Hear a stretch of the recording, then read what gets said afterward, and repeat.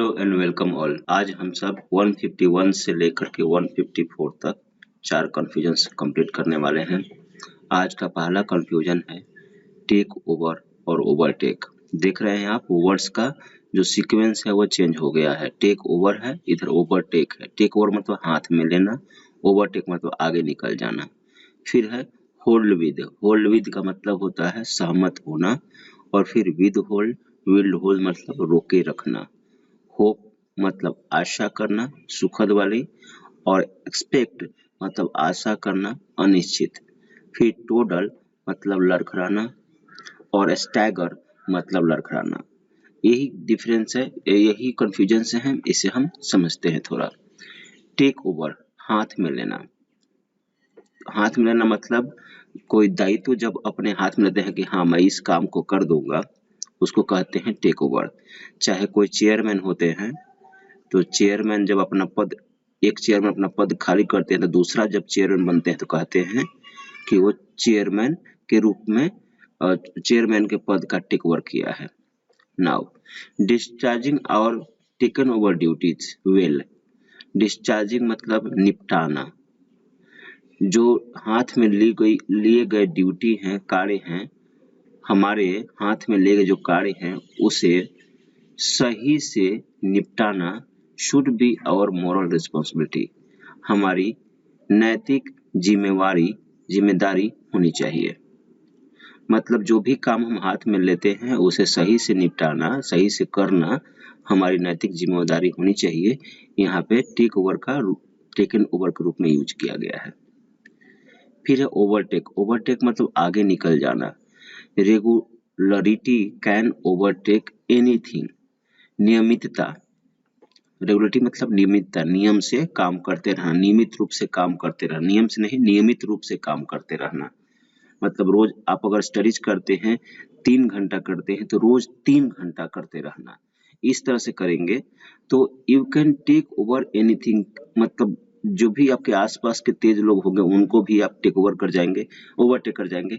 Overtake का मतलब आप ऐसे समझिए कि जब आप ड्राइविंग करते हैं, आप बाइक ड्राइव करते हैं या साइकिल करते हैं, तो आप जो सामने वाला होता है चाहते हैं कि उसको पीछे कर दें, हाँ उससे आगे निकलने की कोशिश करते हैं।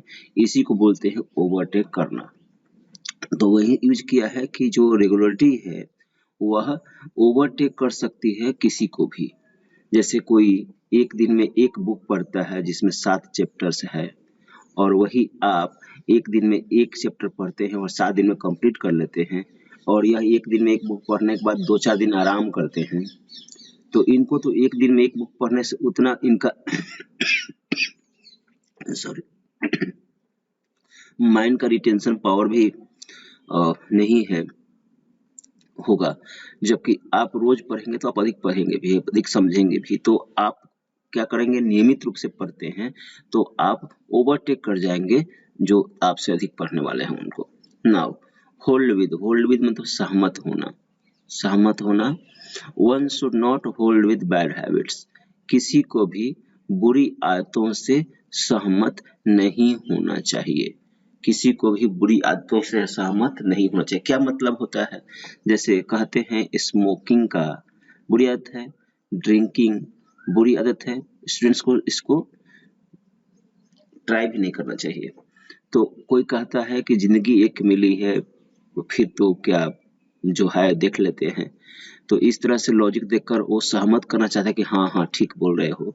तो ये सब गलत है, बिल्कुल ही गलत है। यहाँ ये आपके जिंदगी में किसी भी रूप में आना नहीं चाहिए अगर स्टूडेंट है तो। होल्ड विद सहमत होना। One should not hold with bad habits. किसी को भी बुरी आदतों से सहमत नहीं होना चाहिए। फिर है विद होल्ड, रोके रखना, रोके रखना, आगे नहीं बढ़ने देना, रोके रखना, with hold. With holding talent is not possible. Talent मतलब प्रतिभा,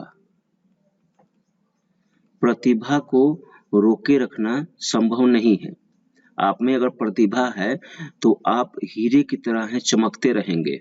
आप कहीं ना कहीं अच्छा काम करेंगे ही, किसी न किसी को आप दिखेंगे ही।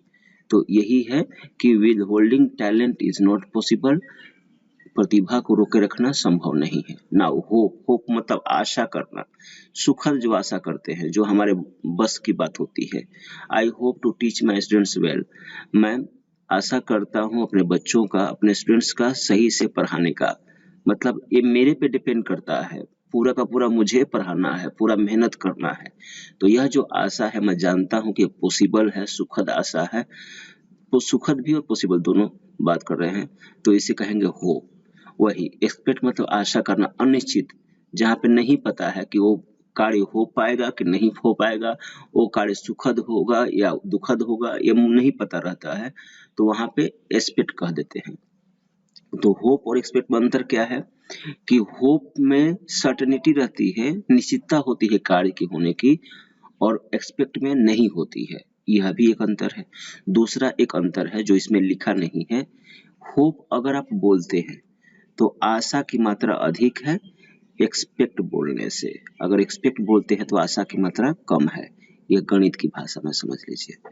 अब यूज किया एक्सपेक्ट को, I expect my students will become civil servants.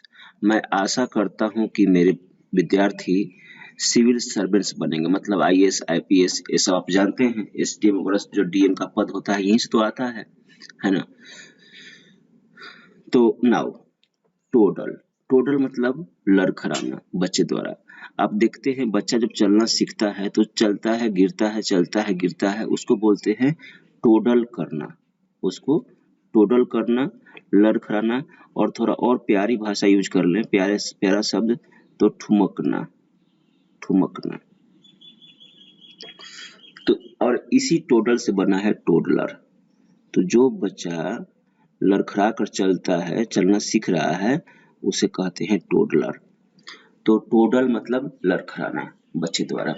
अब बेबी टोडल्स, एक बच्चा लड़खड़ाता है।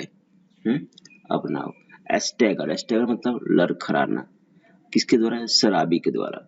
शराबी और कमजोर व्यक्ति जो बीमार था, कमजोर व्यक्ति द्वारा, और चल नहीं पा रहा है, तो उसको जब चलाया जाता है तो वो भी लड़खड़ाता है, उसको भी बोलते हैं स्टैगर। लेकिन नॉर्मली ये स्टैगर शराबी किया करते हैं, स्टैगरिंग का काम।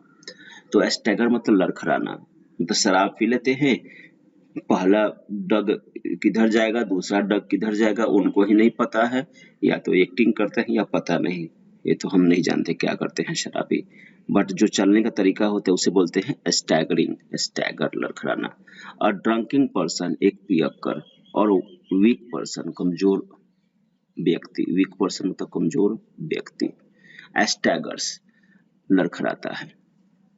तो यही आज हमारे कंफ्यूजन थे। Take over, overtake, hold with hold, hope expect, toddle और stagger. Thank you very much.